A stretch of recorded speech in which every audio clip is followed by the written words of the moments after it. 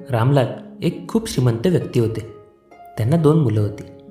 दोन्ही मुलांना त्यांनी खूप लाडाने वाढवलं होतं. त्यांची पत्नी या जगात नव्हती. रामलाल स्वतःचा आणि मुलांचा स्वयंपाक बरेच वर्ष स्वतः करत होते. दोन्ही मुलांची लग्न झाली. घरात सुना आल्या. प्रत्येकाचे नखरे चालू झाले. एकाची 2 घरं झाली आणि रामलालही 6-6 महिन्यांसाठी वाटले गेले. ते 6 महिने एका मुलाकडे राहायचे आणि पुढचे 6 महिने दुसऱ्या मुलाकडे. एवढी संपत्ती असूनही त्यांचे हाल होऊ लागले.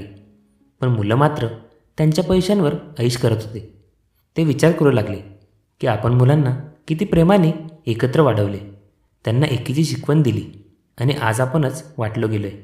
त्यांनी आता मुलांना एकत्र राहण्याचा सल्ला दिला, पण त्यांचं कोणी ऐकायला तयार नव्हतं. रामलाल पण हट्टाला पेटले की मी यांना एकत्र करूनच राहील. मुलं तर एकत्र झाली नाहीच, पण रामलाल मात्र वृद्धाश्रमात गेले. आता मात्र रामलाल यांना चांगलाच राग आला होता.